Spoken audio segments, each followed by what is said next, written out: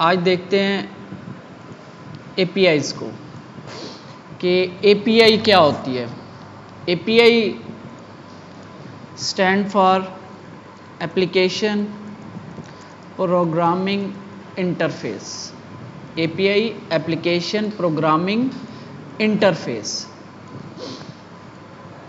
ठीक है, इसको ज़रा आपने समझना है। An API or application programming interface is a set of rules and specifications that allow different software applications to communicate with each other। यानी एप्लीकेशन प्रोग्रामिंग इंटरफेस क्या है कि एक सेट है रूल्स का, ठीक है, कुछ स्पेसिफिकेशंस का, जो अलाउ करता है दो एप्लीकेशंस को कि वो आपस में कम्युनिकेट कर सकें। जैसे कि आप रिमोट से एसी को ऑन ऑफ करते हो, स्पीड कम ज़्यादा करते हो, तो ये इंटरफेस है आपका। तो इस अब हर मॉडल का अपना रिमोट होता है, ऐसा नहीं है कि डॉलेंस वाला दूसरे को लग जाए, तो उन्होंने अपना एक इंटरफेस बनाया हुआ है, ठीक है, कुछ रूल्स कुछ स्पेसिफिकेशन सेट की हुई हैं कि ये वाला रिमोट जो है हमारे एसी के साथ कनेक्ट होगा, और वहाँ से बैठ के आप दो एप्लीकेशन यानी कि वो रिमोट और वो जो एप्लीकेशन है वो दोनों आपस में कम्युनिकेट कर रहे हैं, ठीक है। इसी तरह हमारे केस में भी दो सॉफ्टवेयर्स जो होते हैं, डिफरेंट सॉफ्टवेयर एप्लीकेशंस।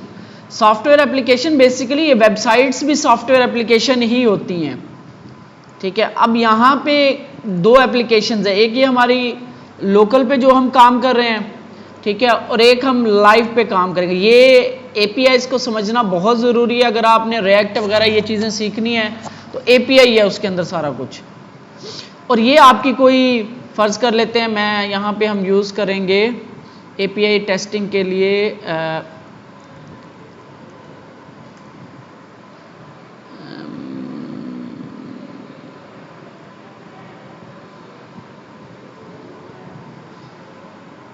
बल्कि हम यूज़ करते हैं, क्या नाम है उसका, फेक स्टोर API।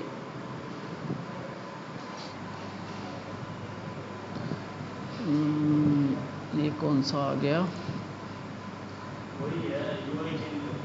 नहीं नहीं ये वो नहीं है, वो IN तो नहीं था, ये IN है।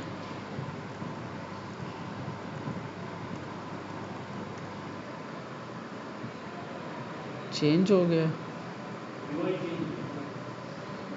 अरे वेबसाइट का एड्रेस ये नहीं था, ये है फेक स्टोर API.in। ये .in आ रहा है मेरे पास। हाँ ये वाला क्या है, इसके स्पेलिंग क्या है, ये है फेक FAKE, आगे आगे ये .com भी है, .in भी है, ये वाला, ठीक है, IN भी है। IN वालों ने इतनी ज़्यादा SEO की हुई है कि फेक स्टोर API लिखा तो IN का आ रहा है टॉप पे, हालांकि ये पुरानी है, वो अभी हमें नज़र आई है। अच्छा, फेक स्टोर API बेसिकली ये एक वेबसाइट है, एक एप्लीकेशन है जो डमी डाटा देती है हमें। डमी डाटा किस चीज़ का, स्टोर का, यानी प्रोडक्ट्स होंगे इसमें, प्राइसेस होंगी, इस तरह की चीज़ें। हमने क्या करना है, ये वो दूसरी एप्लीकेशन है, ठीक हो गया। ये एप्लीकेशन, हमारी एप्लीकेशन इस एप्लीकेशन से कम्युनिकेट करेगी और यहाँ से डाटा कलेक्ट करके हम अपनी एप्लीकेशन के अंदर दिखाएंगे, ठीक है। यानी दो एप्लीकेशन आपस में कम्युनिकेट करेंगी और ये एप्लीकेशन इस एप्लीकेशन से डाटा मांगेगी और ये डाटा हमारे पास आएगा, फिर हमने उस डाटा को यूज़ करके उसको जैसे भी चाहें हम उसको शो करवा सकते हैं। ये जस्ट एग्जाम्पल के तौर पे, रियल लाइफ के अंदर और तरीका होता है, मतलब डाटा ही चेंज होता है, बाकी तरीका यही होता है। अब दो एप्लीकेशंस आपस में कम्युनिकेट करेंगी, हमने ये समझना है कि जावास्क्रिप्ट के थ्रू किस तरीके से हम दो एप्लीकेशंस को आपस में कम्युनिकेट कराते हैं और एक एप्लीकेशन से डाटा अपनी एप्लीकेशन में लेकर आते हैं और यहाँ पे हम शो करवाते हैं। तो इस सारे प्रोसेस को हम कह रहे होते हैं APIs यानी एप्लीकेशन प्रोग्रामिंग इंटरफेस। इसके बिहाइंड द सीन एक इंटरफेस चल रहा होता है, यानी API क्या है? A set of an API or application programming interface set of rules and specification that allow different software application to communicate with each other. दो डिफरेंट एप्लीकेशंस आएंगे, ये हमारी लोकल पे है, लाइव पे भी हो सकती है, ये अलग, यानी दो डिफरेंट डोमेन्स हैं, ये आपस में कम्युनिकेट करके डाटा एक्सचेंज करेंगी। हम डाटा इधर सेंड भी कर सकते हैं, रिसीव भी कर सकते हैं। अभी के लिए जस्ट हम रिसीव करते हैं। इसके लिए आपको फंक्शन समझना पड़ेगा एक।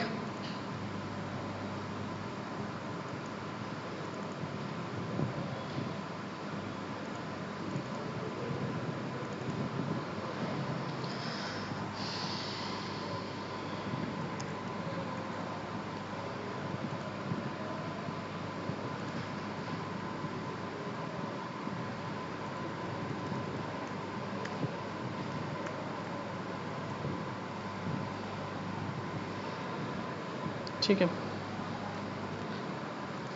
हम क्या करेंगे, एक बटन बनाते हैं यहां पे, बटन लोड डाटा के नाम से। इसको मैं देता हूं आईडी।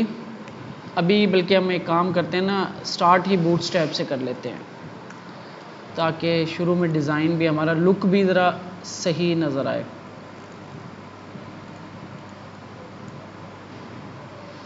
ठीक है, तो हम यहाँ पे क्लास टेक्स्ट सेंटर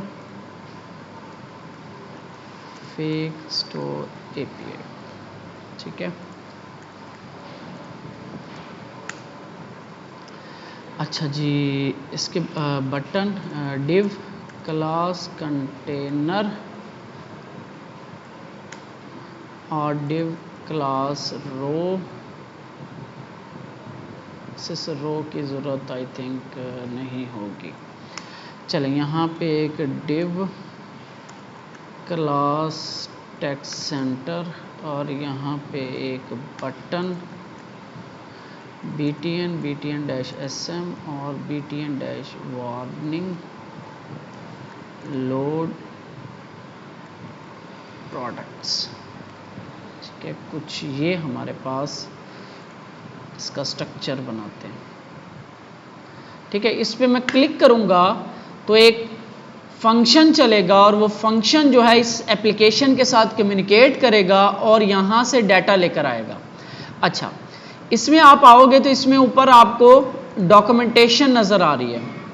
इस पर आप क्लिक करोगे तो बेसिकली इन्होंने सारी डॉक्यूमेंटेशन बना के रखी हुई है। तो इन्होंने भी इंटरफेस चेंज कर दिया, चलो ये और भी अच्छा कर दिया इन्होंने। तो यहाँ पे लेफ्ट साइड पे फेक स्टोर एपीआई 2.1.8, ठीक है। और इसके लिए इसमें होता क्या है कि हमें एक एंड पॉइंट चाहिए होता है। एंड पॉइंट यानी ये जो आपकी एप्लीकेशन है, ये जो आपकी एप्लीकेशन है, यहाँ पे डिफरेंट पेजेस हैं। फर्ज करो हमें यहाँ पे स्लैश प्रोडक्ट्स पड़ी हैं, स्लैश यूज़र्स हैं, स्लैश ऑर्डर्स हैं। ये चीज़ें जो स्टोर में चीज़ें हो सकती हैं ना, ये चीज़ें मैनेज करता है ये एपीआई। यानी अगर हमें प्रोडक्ट चाहिए तो हमने इस राउट पे जाना है, हमें यूज़र चाहिए इस राउट पे जाना है, हमें ऑर्डर्स चाहिए इस राउट पे जाना है। यानी इसे हम कहते हैं एंड पॉइंट। ये हमारा कहलाता होता है एंड पॉइंट। ठीक है, ये जो है जैसे कि स्लैश प्रोडक्ट्स जो है ये हमारा एंड पॉइंट है। एंड पॉइंट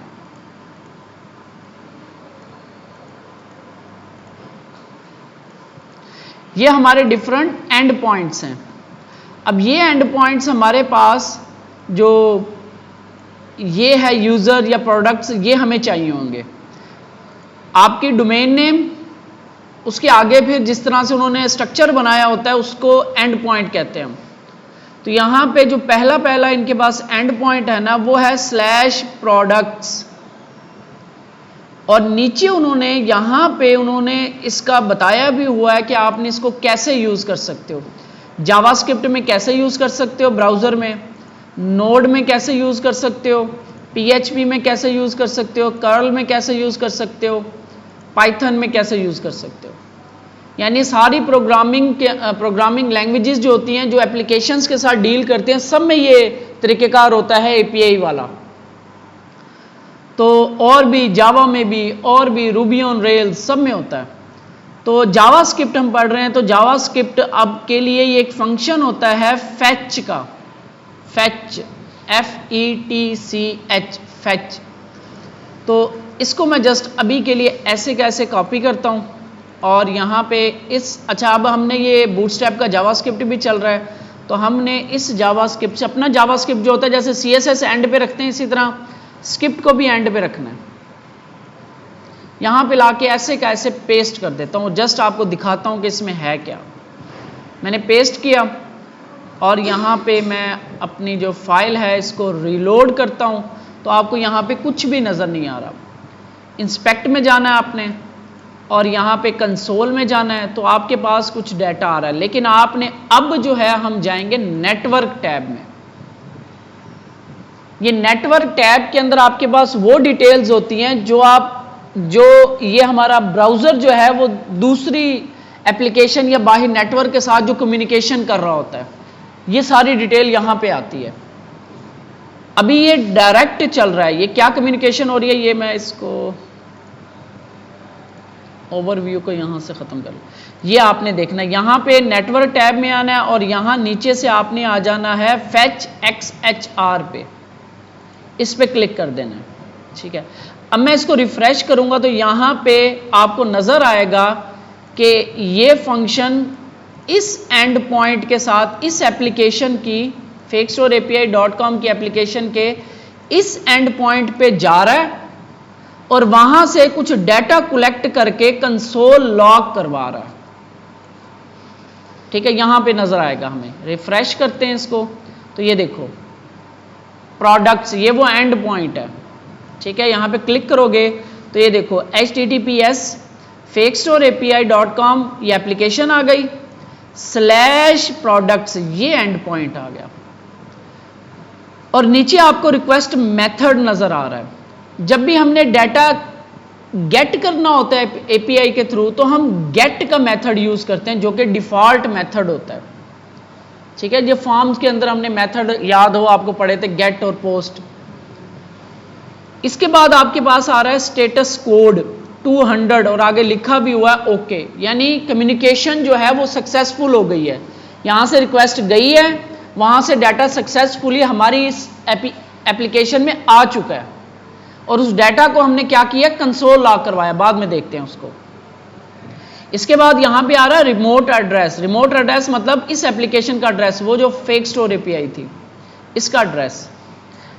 बाकी इसमें कुछ हमारा इतना खास नहीं है। इसके बाद अगला टैब है, ये कहाँ से आया, इस पर क्लिक किया मैंने तो ये आपको प्रीव्यू का टैग, प्रीव्यू का टैग, इसके अंदर ये डाटा आ रहा है आपके पास, वो जो हमने कंसोल लॉग करवाया हुआ है। ये जो डाटा है कुछ ये हमें उसने सेंड किया है उस एप्लीकेशन ने। प्रीव्यू या रिस्पॉन्स पे क्लिक करोगे तो आपको ये डिटेल में नजर आ रहा है। ये देखो एक अरे है, स्ट्रक्चर समझ रहे हो, अरे के अंदर एक ऑब्जेक्ट और एक ऑब्जेक्ट रिप्रेजेंट कर रहा है एक प्रोडक्ट को, प्रोडक्ट का आईडी, प्रोडक्ट की टाइटल, प्रोडक्ट का प्राइस, डिस्क्रिप्शन, कैटेगरी, उसकी इमेज और एक रेटिंग, यानी अरे में ऑब्जेक्ट। फिर ये कोमा लगा के दूसरा ऑब्जेक्ट, दूसरा एलिमेंट अरे का 0 1 एलिमेंट, इसके अंदर एक ऑब्जेक्ट पड़ा हुआ है। ठीक है, आईडी और ये सारा कुछ इसमें। इस तरह ये 20 प्रोडक्ट्स का डाटा आ रहा है हमारे पास तकरीबन, हाँ 20 प्रोडक्ट्स का। ये कहाँ से आ रहा है, फेक स्टोर API से आ रहा है हमारे पास। इस डाटा को फिर इस लाइन में इसको कंसोल लॉग करवाया गया है जो कि आपको यहाँ पे नजर आ रहा है। ये डाटा, ये वही डाटा है। अरे के अंदर इंडेक्सेस, 0 इंडेक्स पे एक ऑब्जेक्ट पड़ा हुआ है, 1 इंडेक्स पे एक ऑब्जेक्ट पड़ा हुआ है, 2 इंडेक्स पे एक ऑब्जेक्ट पड़ा। सारी गेम जावास्क्रिप्ट में ऑब्जेक्ट्स अरे इस चीज की है। तो ये हमारी एप्लीकेशन, ये जो लोकल हमारे पास पड़ी है, ये एप्लीकेशन कम्युनिकेट कर रही है इसके साथ और डाटा ला के यहाँ पे कंसोल लॉग हो रहा है। अभी हमने इसको किसी फंक्शन में नहीं लिखा तो हमें बटन प्रेस करने की जरूरत नहीं है, लेकिन अभी हम बटन प्रेस करेंगे। इस फंक्शन को हम समझते हैं कि ये क्या हो रहा है। इसको मैं दोबारा से नीचे लिख के दिखाता हूं। फंक्शन है फैच का, ठीक है। ये आर्ग्यूमेंट लेता है URL यानी एंड पॉइंट, कि कहां जाना है, मैंने किससे जाके कम्युनिकेट करना है और वहां से डाटा लेकर आना है। तो वो एंड पॉइंट इन्होंने ये दिया हुआ है /products, ये हमने एज ए स्ट्रिंग इसमें पास कर देना। अच्छा, इसके बाद जब डाटा मेरे पास आ जाएगा तो मैंने करना क्या है, तो आगे आप देख रहे हो .then एक फंक्शन लगा हुआ है। .then बेसिकली .then यहां पे अटैच होता है ऐसे .then, यानी हम कह रहे हैं कि भाई जब ये फैच वाला फंक्शन चले और इस URL पे जाए और वहां से जब वापस आएगा तो .then तब क्या होगा, तो .then, और ये भी एक फंक्शन है, ठीक है। और ये आर्ग्यूमेंट लेता है ऊपर, अगर आप देखो तो ये कॉल बैक फंक्शन लेता है, यानी इस तरह से एक फंक्शन लेता है ऐसे। .then वाला एक फंक्शन ले रहा है, यहां पे भी ये फंक्शन है। फंक्शन की हमने टाइप्स आई थिंक नहीं पढ़ी क्योंकि वो एडवांस में आ जाती हैं, तो अभी इसको इग्नोर करो आप। ये भी एक फंक्शन है, ठीक है, ये एक फंक्शन ले रहा है। ये हमने इस तरह पढ़ा हुआ तो हम इसी तरह देखते हैं इसको। और इसके अंदर हमें मिलता है रिस्पॉन्स, ठीक है, यहां पे ये रिस्पॉन्स मिलता है। रिस्पॉन्स क्या होता है, कुछ डाटा है लेकिन वो एक्चुअल डाटा नहीं है, स्ट्रिंग है वो स्ट्रिंग। आपने हमेशा याद रखना है नेटवर्क पे जब डाटा ट्रैवल होता है ना, वो in the form of string होता है। स्ट्रिंग की शक्ल में डाटा ट्रैवल होगा, चाहे वो आपने वीडियो डाउनलोड की है, चाहे वो आपने ऑडियो डाउनलोड की है, चाहे वो आपने इमेज डाउनलोड की है, चाहे आपने कुछ भी डाउनलोड किया, तो वो एज ए स्ट्रिंग आता है आपके पास। वो स्ट्रिंग फिर कंप्यूटर हमारा कन्वर्ट कर देता है इमेज में, वीडियो में, किसी भी चीज में, वो एज ए स्ट्रिंग आ रही होती है हमारे पास। तो स्ट्रिंग में ट्रैवल कर रहा होता है डाटा। तो जब इसने फैच वाला फंक्शन चलाया, यहां से कुछ डाटा जो है, यानी यहां से कुछ डाटा ट्रैवल होके इधर आ गया, जो हमें कहां मिलता है, इस रिस्पॉन्स में मिलता है, ठीक है। और इस तरीके से हमारे पास यहां पे रिस्पॉन्स में वो मिल जाता है। फिर इस जगह पे हम उसको कन्वर्ट करते हैं रिस्पॉन्स को .json में। अब ये जेसन क्या चीज़ है, बेसिकली एक फॉर्मेट होता है, डाटा को एक्सचेंज करने के लिए यूज़ होता है। अब यहाँ पे आपने देखा ना, जब मैंने इसको करवाया था तो नेटवर्क में जाओ, प्रीव्यू में जाओ, आई थिंक प्रीव्यू में, यहाँ पे हेडर्स प्रीव्यू में होता है। बेसिकली ये जो आपके पास रिप्रेजेंटेशन आ रही है ना, ये टेक्स्ट की आ रही है ऑलमोस्ट, आप यूँ समझ लो। इसको मैं आपको करके दिखा दूंगा, आप यूँ समझो। यहाँ पे मैं आपको थोड़ा सा दिखा देता हूँ क्या होता है। ये हमारे पास एक ऑब्जेक्ट है let std is equal to name Ali, ठीक है, और क्लास fsd और सिटी लोथरा। अब ये एक ऑब्जेक्ट है, ये ऑब्जेक्ट जब ट्रैवल करेगा, यानी एक एप्लीकेशन से दूसरी एप्लीकेशन पे जाएगा, तो ये ऐसे नहीं जा सकता। मैंने अभी बताया कि स्ट्रिंग होना चाहिए इसको। अगर हम इसको स्ट्रिंग बनाने का तरीकेकार क्या है, अभी मैं इसको कंसोल लॉग करवा के दिखाता हूं कि ये कैसे नजर आता है। console.log std रन करते हैं तो आपको ये कुछ ऐसे नजर आ रहा है, प्रॉपर ऑब्जेक्ट जैसे की वैल्यू पेयर्स। अच्छा, लेकिन मैं इसको लेट यहाँ नीचे कर देता हूँ, let str is equal to std dot to क्या है function, JSON dot parse std, ठीक है। ये एक फंक्शन है, क्या करता है, इस ऑब्जेक्ट को स्ट्रिंग में कन्वर्ट करता है, लेकिन वो स्पेशल टाइप की स्ट्रिंग होती है। यानी अगर वो स्ट्रिंग बन जाए तो वो तो ABCD बन जाएगी सारी, तो वो ऑब्जेक्ट, ये करली ब्रेसिस, ये जो पूरा हमारा स्ट्रक्चर है वो खराब हो जाएगा। तो ये जो है ना जेसन डॉट स्ट्रिंगिफाई, ये फंक्शन ये कन्वर्ट करता है ऑब्जेक्ट को स्ट्रिंग में, जो कि फिर बाद में ट्रैवल होती है इंटरनेट पे। अब इसकी शक्ल देखो क्या बनती है, console dot log std str। अब दोनों की शक्ल देखो, ये देखो, ये वाइट हो गया, स्ट्रिंग बन गई, और ये ओरिजिनल ऑब्जेक्ट था। अब ये जो स्ट्रिंग बनी है ना, ये ट्रैवल होगी उधर इंटरनेट पे, यानी फेक स्टोर API वालों ने वो स्ट्रिंग बना के ये वाला काम करके हमें रिटर्न कर दिया उसने। अब ये हमारे किसी काम की नहीं है, क्योंकि हम इसमें से की वैल्यू पेयर नहीं निकाल सकते जब तक कि ये ऑब्जेक्ट ना हो। तो फिर हम क्या करते हैं, जब ये हमारे पास आती है, मैं दोबारा इसको ऑब्जेक्ट बना रहा हूं, तो लेट std obj। अब इस std str को मैं स्ट्रिंग को कन्वर्ट करूंगा ऑब्जेक्ट में, तो उसके लिए जेसन डॉट पार्स, और फिर हम std str, वो जो स्ट्रिंग बनाई थी हमने, वो पास कर देते हैं। अब इसको कंसोल लॉग करवाते हैं, std obj। अब देखो, आप पहले रियल ऑब्जेक्ट थी, इस फंक्शन से वो स्ट्रिंग बनी, ट्रैवल होके कहीं चली गई, जब उसके पास पहुंची तो उसने दोबारा से इसको वापस ऑब्जेक्ट बना लिया। अब आप इसमें से की वैल्यू पेयर निकाल सकते हो। हमेशा हमें स्ट्रिंग को ट्रैवल करवाने के लिए, डाटा को ट्रांसफर करने के लिए स्ट्रिंग बनानी पड़ती है, ऑब्जेक्ट। अब ये इस तरह से क्यों स्ट्रिंग बना रहे हैं, वो इसलिए बना रहे हैं कि ये जो करली ब्रेसिस का जो कंसेप्ट है, कॉलन, करली ब्रेस, ये स्ट्रक्चर डिस्टर्ब ना हो। स्ट्रक्चर भी वही रहता है और स्ट्रिंग भी बन जाती है, फिर वापस से वही स्ट्रक्चर जो है ऑब्जेक्ट, स्ट्रिंग जो है ऑब्जेक्ट बन जाती है।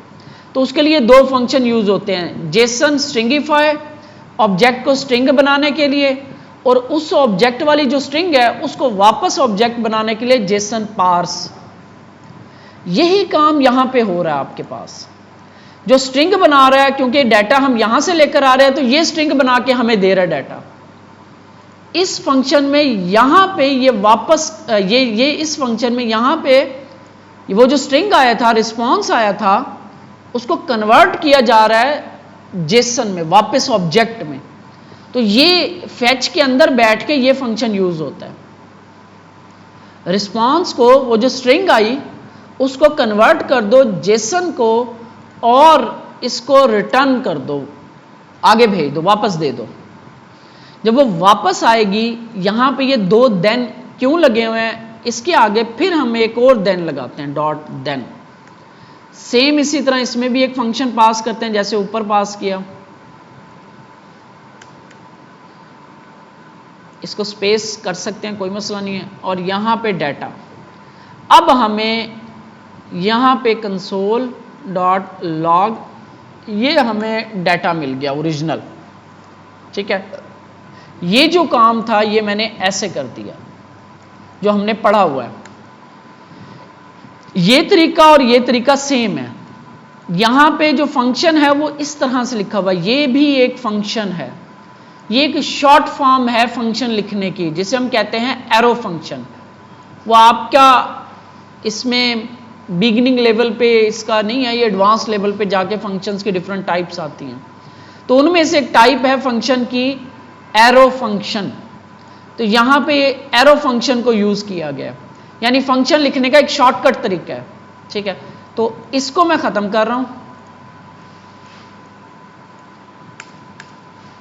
आपने इसी तरह करना है जैसे हम करते आए हैं, यानी फंक्शन प्रॉपर पास करना है। अच्छा, ये जो फंक्शन के अंदर ये जो आपको मिलता है ना, आर्ग्यूमेंट मिलता है, जिसमें हमने वो फॉर ईच के अंदर एलिमेंट और इंडेक्स मिला था। इसी तरह इसका नाम भी आप कुछ भी रख सकते हो, इसका नाम भी आप कुछ भी रख सकते हो डाटा का। अब इसको रन करते हैं तो सेम रिजल्ट आएगा हमारे पास। रिफ्रेश किया, दोबारा प्रोडक्ट्स पे गया, ठीक है, और वही रिजल्ट, सेम रिजल्ट, ठीक है। तो कंसेप्ट यही है इसके पीछे, 2 दफा देन लगाने का। और ये जो 2 दफा हमने देन लगाया ना, इसको फिर ऐसे भी लिख सकते हैं, यानी एक नीचे लाइन ला के ऐसे भी लिख सकते हैं, वो जो उन्होंने लिखा हुआ था, ठीक है। या इसके बिल्कुल साथ अटैच भी कर सकते हैं, यानी पहला फंक्शन जो खत्म हो रहा है देन वाला, इसके साथ फिर अगला देन अटैच कर देते हैं, ठीक है। इसको हम कहते हैं फंक्शन चेन बनाना। एक फंक्शन, ठीक है, पहले डाटा इसमें आएगा, यहां से डाटा फिर पास हो जाएगा इसको, ये कन्वर्ट करेगा जेसन में और रिटर्न कर देगा, फिर डाटा पास हो जाएगा इसको, फाइनल डाटा हमें इस फंक्शन में मिलेगा। यहां से फिर हमने अपना काम करना है।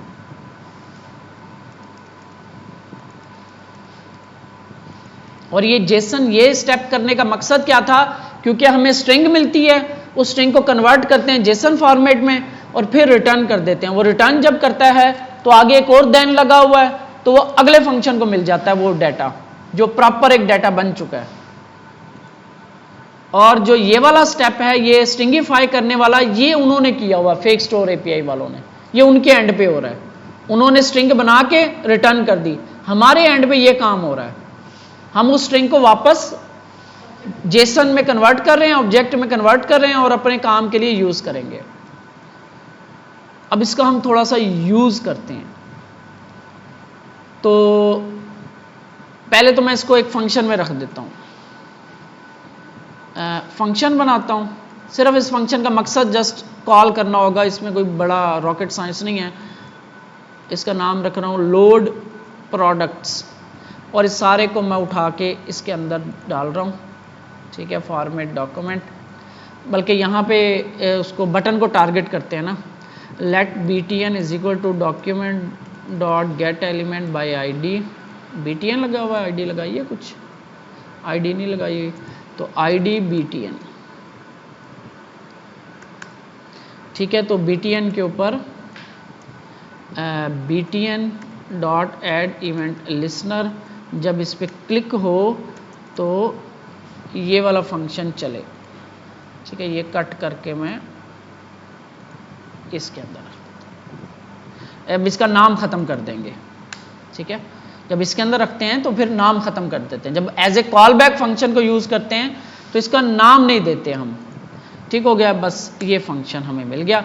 इस फंक्शन के अंदर हमारा फिर फैच वाला फंक्शन चल रहा है। अब क्या होगा, अब जो है अपने आप ये नहीं चलेगा जब तक मैं इस पर क्लिक नहीं करूंगा। क्लिक किया तो अब देखो वो प्रोडक्ट्स वाला चला। और अच्छा, इस दौरान क्या हो रहा होता है, रिफ्रेश करते हैं तो आपको यहाँ पे रिक्वेस्ट चलती हुई नज़र आती है, यहाँ पे थ्रॉटलिंग होती है। तो ये आपने नहीं करनी, मैं ज़रा जस्ट आपको दिखाने के लिए मैं इसको 3G पे लेके जा रहा हूँ। ये बेसिकली क्या कर रहे हैं, हम इसकी ना अपने इंटरनेट की स्पीड स्लो कर रहे हैं ताकि हम देख सकेंगे नेटवर्क पे कैसे रिक्वेस्ट जाती है। तो जैसे मैं इस पर क्लिक करूंगा तो ये देखो स्लैश प्रोडक्ट और स्टेटस यहाँ पे पेंडिंग आ रहा था, ठीक है। अभी भी ऑफलाइन तो इससे स्लो हम कर नहीं सकते, ठीक है। दोबारा रिफ्रेश करके क्लिक करता हूँ तो पेंडिंग आ रहा है, ठीक है। ख़त्म क्यों हो गया, अच्छा वो इसको भी स्लो कर देता है। पेंडिंग आ रहा है, फैच रिक्वेस्ट जा रही है, ठीक है। 200 स्टेटस चेंज हो गया, यानी अब रिक्वेस्ट जो है सक्सेसफुली आ गई हमारे पास, ठीक है। अगर यहाँ पे गलती हो जाए, फर्ज करो मैं यहाँ पे कुछ एंड पॉइंट गलत कर देता हूँ। ये एंड पॉइंट किन्होंने दिया हुआ है, हमें फेक स्टोर वालों ने दिया है, हमने नहीं दिया, ये उनके पास पड़ा हुआ है। वो कह रहे हैं कि भाई इस एड्रेस के ऊपर आओगे तो आपको डाटा मिलेगा। पेंडिंग, ये देखो अब एरर आ गया, 404 का एरर। 404 का एरर आता है, इसको कहते हैं नॉट फाउंड। अक्सर आपने वेबसाइट्स होती हैं, कोई चीज़ आप सिलेक्ट सर्च कर रहे हो तो नहीं मिलती, तो 404 का एरर आता है। ये एरर्स के ना स्टेटसेस होते हैं, दो एप्लीकेशंस आपस में एरर्स के साथ कम्युनिकेट कर रही हैं कोड के साथ। यानी फेक स्टोर वालों ने बताया इसको, हमारी एप्लीकेशन को, ब्राउज़र को, कि भाई 404 आ गया, आपने जो URL हिट किया ये हमारे पास नहीं है, जो एंड पॉइंट आप लेके जा रहे हो ये हमारे पास नहीं है, 404 का एरर आ गया। तो 404 होता है नॉट फाउंड का एरर। मैं यहां से थ्रॉटलिंग खत्म कर रहा हूं और इस एरर को भी यहां से खत्म कर रहा हूं। सेव करते हैं तो आपके पास ये डाटा आ गया, क्लिक किया मैंने और ये डाटा आपके पास लोड हो गया। अब इस डाटा का करना क्या है, हमने इसको अब हम यहाँ पे शो करवाने की कोशिश करते हैं। अभी के लिए जस्ट मैं ऐसे ही शो करवा देता हूँ, बल्कि एक जस्ट इसमें से टाइटल जो है ना वो शो करवा देता हूँ, बाद में फिर हम कल इसको मज़ीद प्रॉपर बनाएंगे। तो यहाँ पे मैं एक रो की भी क्या ज़रूरत है, जस्ट मैं यहाँ पे चलें स्ट्रक्चर वगैरह नहीं बना रहे हम, जस्ट यहाँ पे एक डिव लगाते हैं, उसको आईडी देते हैं डाटा की, ठीक है। और यहाँ पे मैं let data ID is equal to data div is equal to document dot get element by ID और डाटा, ठीक है। डाटा इसको लगी हुई है, बेसिकली हम टेबल बनाएंगे, टेबल में शो करवाएंगे। तो अभी के लिए मैंने इसको टारगेट कर लिया, मेरे पास डाटा है अब यहाँ पे, ठीक है, डाटा, ठीक है। अच्छा यहाँ पे मैंने कंसोल लॉग जो करवाया हुआ है ना उसको देखो, पहले क्लिक किया मैंने और then is not a function, क्या मसला है जी? अच्छा ये वाले के गलत आ गए, ये कब हुआ है? क्लिक किया मैंने और ये डाटा आपके पास पूरे के पूरे आ रहे हैं। अब ये क्या है, ये डाटा जो है ये एक अरे है, ठीक है। इस अरे के अंदर ऑब्जेक्ट पड़े हैं, ऑब्जेक्ट के अंदर फिर की वैल्यू पेयर है। तो मुझे ये डाटा अरे का पहला एलिमेंट अगर प्रिंट कराना हो तो क्या लिखूंगा? Bracket 0 index. सेव करते हैं तो क्लिक किया मैंने तो क्या हुआ है? अच्छा कंसोल लॉग पहले हो रहा है, इसको कंसोल लॉग नहीं किया। अच्छा इसको यहाँ पे कंसोल लॉग करें ना 0 इंडेक्स को, तो वह नहीं लिख दिया मैंने, किया तो कुछ है नहीं उसके साथ, ठीक है। तो क्लिक किया मैंने तो ये देखो एक ऑब्जेक्ट प्रिंट हो गया। अब इसका मुझे टाइटल प्रिंट कराना है, जस्ट क्या नाम किधर गया टाइटल, ये रहा टाइटल। टाइटल प्रिंट कराना है तो क्या लिखूंगा? ऑब्जेक्ट आ गया मेरे पास, ऑब्जेक्ट की हाँ डॉट टाइटल। अब ये पहले एलिमेंट का टाइटल प्रिंट हो जाएगा,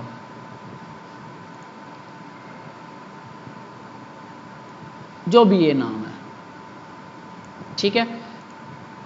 इस एलिमेंट पे जो ऑब्जेक्ट पड़ा है उसका एक हमने उठा लिया, ठीक हो गया। अब हमें ये सारा चाहिए बेसिकली, ठीक है। हमने एक प्रिंट नहीं कराना, हमें यहां पे लगाना है for each loop, for each loop. तो for each data dot for each, ठीक है। फॉर ईच में क्या होता है, एक हमें फंक्शन पास करना पड़ता है कॉल बैक, और इसके अंदर हमें पहले मिलता है एलिमेंट और फिर मिलता है इंडेक्स। और एलिमेंट इसमें क्या होगा, क्या होगा जी एलिमेंट? ऑब्जेक्ट। हर एलिमेंट पे एक एक ऑब्जेक्ट पड़ा हुआ है ना, अरे के। तो ये एलएम को अगर मैं प्रिंट कराऊं तो अब आपको एक एक करके सारे ऑब्जेक्ट मिल जाएंगे। ये लूप चल रहा है, उस पूरी अरे के ऊपर लूप चल रहा है, ठीक है। अब इसमें से इस एलएम में से मुझे अब टाइटल प्रिंट कराना है तो क्या करूंगा? Dot title. अब एक एक मिल रहा है मुझे, ये कल हमने किया सारा कुछ, प्रैक्टिस नहीं करोगे तो भाई नहीं आएगा कुछ भी। तो ये सारों के मुझे फॉर ईच लगा के मुझे 20 के 20 टाइटल मिल गए।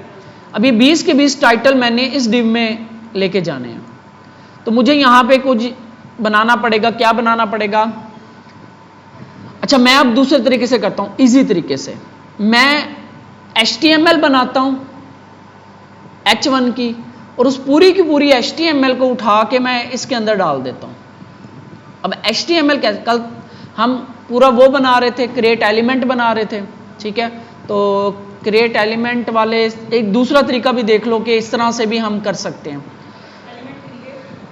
यहां पे मैं फॉर ईच लूप से पहले, फॉर ईच लूप से पहले, ये जरा ध्यान से देखना है, लेट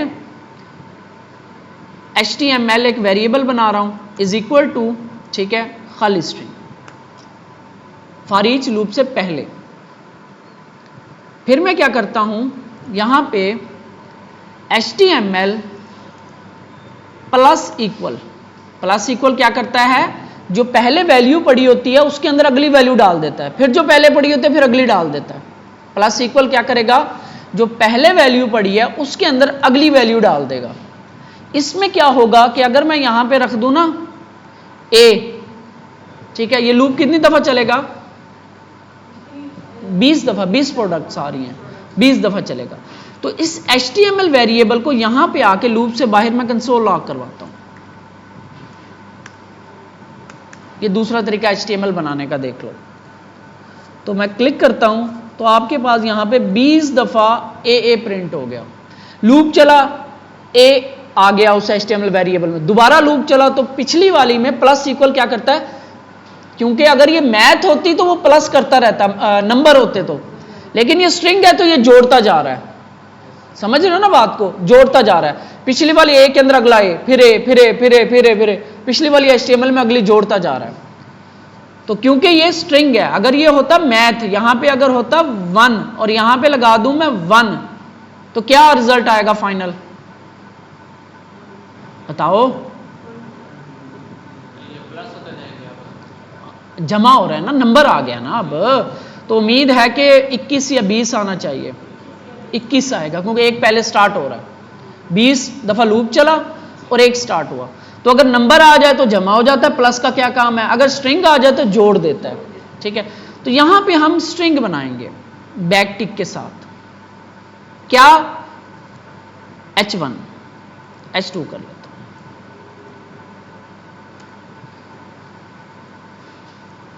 एज ए स्ट्रिंग बना रहे हैं, ठीक है। इसके अंदर जाके मैं $साइन ऐसे करके LM डॉट टाइटल रख देता हूं। अब क्या होगा, H2 एक बनेगी, उसके अंदर टाइटल प्रिंट हो जाएगा, ठीक है। H2 बनेगी, उसके अंदर टाइटल प्रिंट हो जाएगा, जो भी होगा इस टाइम पे। फिर लूप चलेगा, फिर अगला टाइटल, एक नई H2 बनेगी, फिर जमा, जुड़ता रहेगा, पूरी एक स्ट्रिंग बन जाएगी। HTML की 20 दफा स्ट्रिंग बन जाएगी। ये देखो, H2 यहां से शुरू हुआ, यहां पे खत्म हुआ, फिर H2 शुरू हुआ, फिर H2 शुरू हुआ, ये एक स्ट्रिंग है, लेकिन है क्या, ये HTML। अब हम क्या करेंगे, इस डिव को टारगेट किया हमने, डाटा वाली को, इसको हम टारगेट कर लेते हैं। हाँ, ये की हुई है, डाटा डिव की हुई है। अब ये लूप से बाहर आके, ये वेरिएबल लूप से, इसको जरा ना स्ट्रिंग पे कन्वर्ट कर लें। लूप से बाहर आके ये लूप चला, लूप से पहले वेरिएबल बनाएंगे, लूप चलाएंगे, और लूप से बाहर आके यहां पे हम क्या करेंगे, वो जो डिव है डॉट क्या करूंगा, इनर HTML या टेक्स्ट HTML, क्योंकि H2 बन के आ रही है ना, is equal to this HTML variable, that's it. अब वो HTML एज ए इसके अंदर चली जाएगी, ये आपके पास आ गई। जब वो इसके अंदर गई तो वो क्योंकि HTML है तो वो एज ए ट्रीट हो रही है हेडिंग के तौर पे। अगर इनर टेक्स्ट कर देता मैं इसको, तो वो जो है टेक्स्ट बनाई हुई है हमने, इनर टेक्स्ट कर दें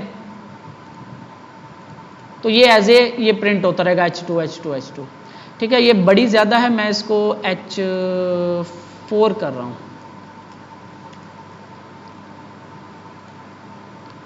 क्लिक किया मैंने, सॉरी, इनर HTML। अब ये सारी मैं रिकॉर्डिंग करता हूँ तो आपको अब इतना ज़्यादा प्रॉब्लम नहीं होना चाहिए, ठीक है। इतनी बड़ी बड़ी क्यों आ रही हैं,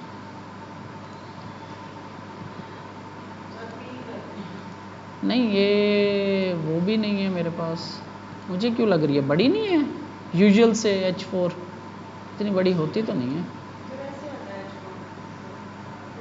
अच्छा, वो ये ना आई थिंक H5 कर देते हैं, चलो।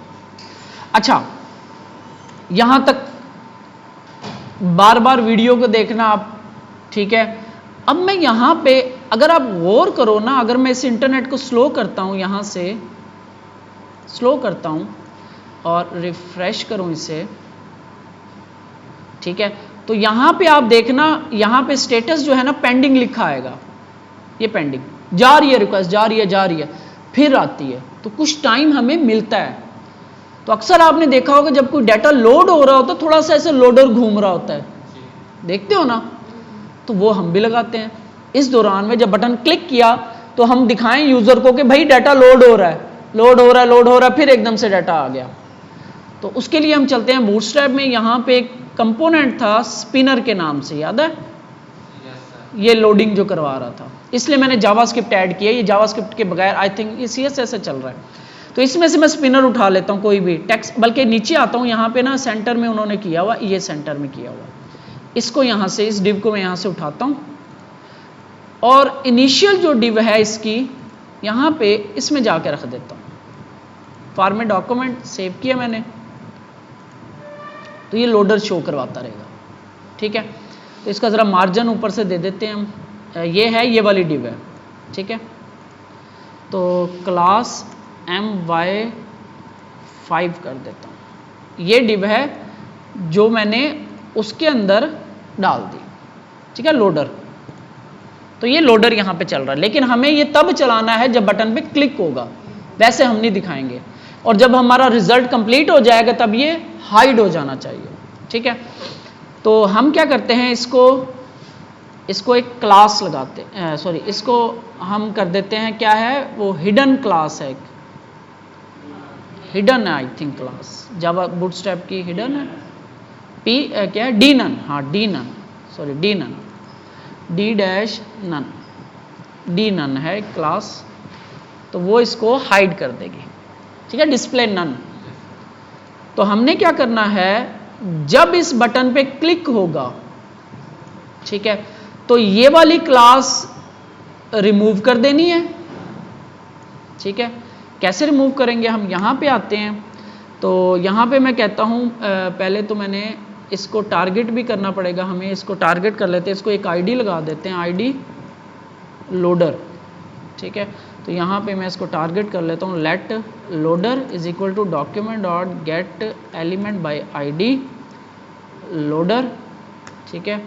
और मैं कहता हूँ जब इस बटन पे क्लिक हो तो loader dot remove class list dot remove, कौन सी, d-none, ये है क्लास को ऐड रिमूव करने का आई थिंक। अगर रिमूव क्लास देखते हैं, पहले तो क्लिक किया,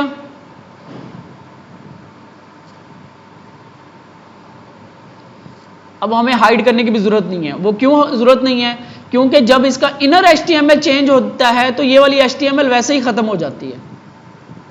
इनर HTML क्या करता है, पिछली HTML के साथ नई HTML रिप्लेस कर देता है, ठीक है, इनर HTML।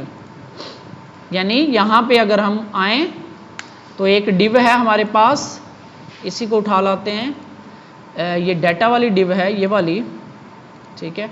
तो यहाँ पे मैं ये डिव रख रहा हूँ और इसके अंदर मैं कुछ डाल रहा हूँ, ठीक है। रन किया मैंने तो ये AA आ गया इस डिव में, ठीक है। और जब मैं इस पे इनर HTML चेंज करूँगा, यानी इसका आईडी क्या है, यहाँ पे मैंने ये टारगेट किया, ठीक है, और data div dot inner HTML is equal to BBB, जैसे ही रन करूँगा तो वो पिछली ख़त्म होके नई रिप्लेस हो जाती है, ठीक है। हमारे केस में भी यही हो रहा है, लोड करते हैं, ठीक है, कुछ भी नज़र नहीं आ रहा। तो जैसे ही मैं करता हूँ वो उसकी क्लास रिमूव होती है तो वो बटन रोटेट होना शुरू हो जाता है। जैसे ही हमारी वो HTML रेडी होती है हम उसको चेंज कर देते हैं, पिछली ख़त्म हो जाती है, ठीक हो गया। इस तरीके से हम कर सकते हैं, अदरवाइज हमें फिर यहाँ पे प्रॉपर जाके रिमूव करनी पड़ती क्लास, लेकिन अभी के लिए हमारा काम चल गया तो हम चलने दें। तो यहाँ पे मुझे डीफ्लैग जस्टिफाई कंटेंट सेंटर, और यहाँ पे मुझे इसका स्पिनर की कलर चेंज करना है, ये भी आप लगा सकते हो, लेकिन मुझे यहाँ पे चाहिए टेक्स्ट, अच्छा टेक्स्ट डेंजर, ये क्लास लगानी है स्पिनर बॉर्डर पे, स्पिनर बॉर्डर पे यहाँ पे ये क्लास लगानी है,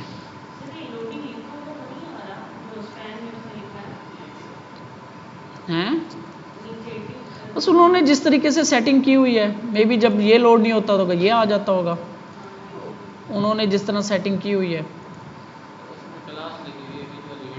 हाँ, हिडन किया हुआ, जो भी किया हुआ, बहरहाल हमारा लोडर चल रहा है और हमारा काम हो रहा है। कल अब बल्कि अब आप कर सकते हो इसको, यहाँ तक अगर कहते हो तो मैं इसको करवा ही देता हूँ ताकि आप बैठे बैठे तसल्ली से आज और कल ये काम करते रहो। इधर अब प्रॉपर जो है हमने कार्ड बना के इसको शो करवा देना है। डिव कॉल वाली जो एमडी 3 दिखाने हैं तो 4 की, उसके अंदर एक कार्ड के अंदर इमेज, इसके अंदर इमेज भी आ रही है। ये आप पूरा डाटा को देखोगे तो इसमें इमेज का एड्रेस भी आ रहा है, ये वाला ये हर ऑब्जेक्ट के साथ एक इमेज भी अटैच है, ये एड्रेस है जस्ट, यानी एसआरसी इसके साथ रिप्लेस हो जाएगा। ये इमेज है, शर्ट की इमेज है, ठीक है, यानी एसआरसी इसके साथ रिप्लेस हो जाएगा। बहुत आइए आगे करें।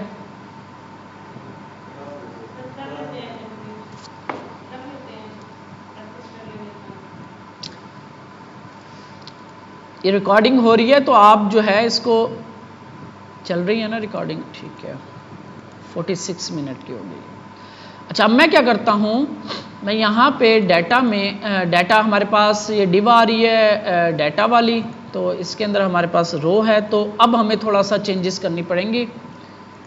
यहाँ पे मुझे अब क्योंकि मेरे पास 2 हो जाएंगे, एक ये लोडर वाली डिव है, ठीक है, और एक मेरे पास ये डिव है, ठीक है।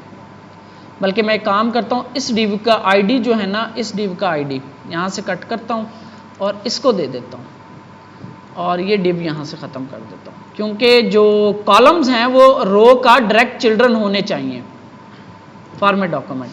तो यहाँ पे रो है, रो के अंदर इसको एक आईडी लगी हुई है डाटा की, और इसके अंदर ये है हमारे पास, ठीक है। सेव करते हैं, अभी तक हमारा काम देखते हैं, कोई मसला तो नहीं हुआ। क्लिक किया मैंने, नज़र आ रहा है अभी तक, ठीक है। अब ये जो हेडिंग्स है ना, अब इसकी जो है ना हम प्रॉपर HTML बनाते हैं। ये इसलिए मैंने करवाया आपको इस तरह से, क्योंकि अब जो हम एलिमेंट्स बनाएंगे ना, मजीद एलिमेंट्स, डिव बनाएंगे, हेडिंग बनाएंगे, पैराग्राफ बनाएंगे, प्राइस बनाएंगे, तो इतने सारे क्रिएट एलिमेंट करके एक दूसरे के अंदर घुसाना जो है ना मुश्किल हो जाता है। तो हम फिर जब इस तरह की कम्प्लेक्स HTML होती है तो हम इस तरह से काम करते हैं फिर, ठीक है जी। अब मैं इसे ख़त्म कर रहा हूँ और इसको ऐसे ओपन कर रहा हूँ, प्रॉपर बैक टिक को, इसमें हम कर सकते हैं ऐसे। अगर ये डबल कोट्स होते तब हमें ये इजाज़त नहीं देता कि हम इस तरह करें। तो हम यहाँ पे लगाते हैं div class is equal to col dash md dash 4, 3 बना लेते हैं डिव, ठीक हो गया। ये हमारा हो गया मेन। इसके अंदर हम कार्ड उठा के लाते हैं,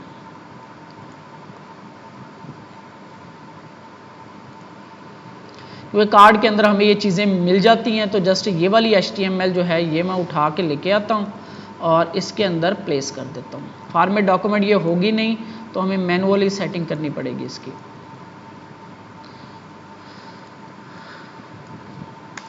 ठीक है, अगर मैं इसको रिफ्रेश करूँ तो ये जस्ट कार्ड जो है ना 20 दफ़ा प्रिंट हो जाएगा। क्लिक करते हैं तो ये कार्ड हमारा 20 दफ़ा प्रिंट हो रहा है। अभी हम इसकी इमेजेस और टाइटल शाइटल सेट, पहला नंबर पे तो हमें इसकी ये जो विड्थ है ये ख़त्म करनी है, ठीक है। और यहाँ पे जहाँ पे ये कार्ड टाइटल लिखा हुआ है यहाँ पे अब हमने $, ऐसे और LM डॉट टाइटल, सबका टाइटल यहाँ पे क्लिक किया मैंने और ये सबका टाइटल आ गया, ठीक है। और सबके इमेजेस के साथ हम SRC रिप्लेस कर देंगे। इस जगह पे $, करली ब्रेस LM डॉट, क्या नाम था उसका, उस की का नाम क्या है, हमें की का नाम पता होना चाहिए ना, मैं देख के आपको बताता हूँ ताकि समझ आए। इसमें आओगे आप तो यहाँ से आपको इस की का नाम पता होना चाहिए। इमेज सेव किया मैंने, दोबारा लोड करो डाटा को, तो अब आपके पास इमेजेस भी लोड हो जाएंगी। ये स्लो है नेट और ये इमेजेस लोड हो रही हैं आपके पास, ठीक है। इनको भी सेट कर लेते हैं। इसके बाद ये डिस्क्रिप्शन है, तो हमारे पास यहाँ पे क्या इसके डिस्क्रिप्शन के लिए ये एक की आ रही है डिस्क्रिप्शन की, ठीक है, स्पेलिंग की मिस्टेक नहीं करनी। तो ये मैंने वो की का नाम कॉपी कर लिया, ये जो टेक्स्ट है इसको मैं ख़त्म कर रहा हूँ और ये रिप्लेस हो जाएगी $lm.description, ठीक हो गया। इसके बाद गो एनीवेयर, यहाँ पे हम लिख देते हैं इसको कार्ट, ऐड टू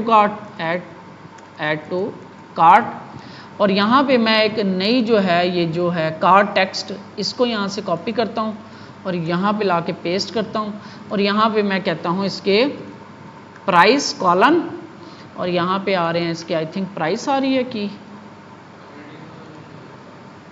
रेटिंग शेटिंग भी कर लेंगे, अभी जस्ट ये करते हैं की का नाम क्या है, मैं जस्ट ये देखना चाह रहा हूँ,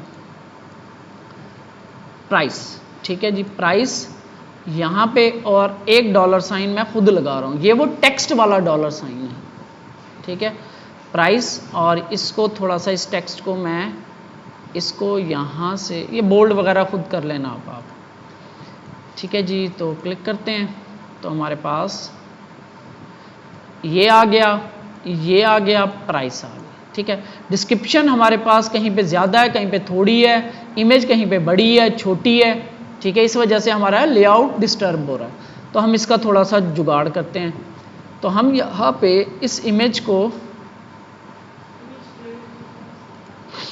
इमेज को हम क्लास लगा देते हैं P-img। तो इसको थोड़ा सा हम क्योंकि इमेज जो होती है ना, शुरू से ही आप समझते आ रहे हो, या तो हाइट में हो या विड्थ में हो, तो ये कभी कोई छोटी है, कोई ऐसे है, कोई वैसे है, तो किसी एक जगह पे हमें कंप्रोमाइज़ करना पड़ेगा। तो मैं हाइट पे कंप्रोमाइज़ करता हूँ, मैं यहाँ पे आता हूँ स्टाइल, इसी में ही स्टाइल ओपन करता हूँ, ओपन क्लोज, और इसको टारगेट करता हूँ और इसकी मैं लगाता हूँ हाइट 180 पिक्सल और ऑब्जेक्ट फिट कवर। तो उम्मीद है कि बेहतर हो जाएगी, लुक जो है कुछ बेहतर हो जाएगी, ठीक है। अभी ऐसे नज़र आएगी। अब हमारा है डिस्क्रिप्शन, कोई बड़ी है कोई छोटी है, ठीक है। तो उसके ऊपर भी हमारे पास यहाँ पे एक होती है क्लास, क्या नाम है उसका, ट्रंकेट की क्लास होती है, टेक्स्ट ट्रंकेट आई थिंक होती है, टेक्स्ट ट्रंकेट की क्लास। ये क्या करती है कि कुछ नंबर्स के बाद डॉट डॉट डॉट लगा देती है, ठीक है। तो हमें ये टेक्स्ट ट्रंकेट की क्लास लगा देनी है स्पी टैग को, क्योंकि डिस्क्रिप्शन किसी की बड़ी है किसी की छोटी है, तो हम चाह रहे हैं एक जैसी आ जाए।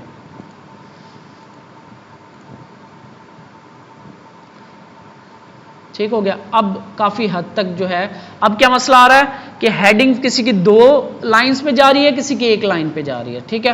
तो हम इसमें क्या कर सकते हैं, इसको भी ट्रंकेट लगा देते हैं। वैसे हमें जस्ट स्ट्रक्चर से मतलब है, हमें कंटेंट से मतलब नहीं है अभी हमारा, क्योंकि कंटेंट जो है हमारा अभी मैटर नहीं कर रहा। हमारा मैटर कर रहा है कि हमने डाटा उठा के लाए हैं और ला के शो करवाया है हमारे API के थ्रू। कैसे करवाना है कैसे नहीं करवाना वो हमारा इतना बड़ा कंसर्न नहीं है अभी, ठीक है। अब ऑलमोस्ट सारे जो है हाइट में बराबर हो गया, और मार्जिन बॉटम लगा देते हैं इनको, हर कार्ड को लगा देता हूँ, कॉलम को लगाता हूँ MB3,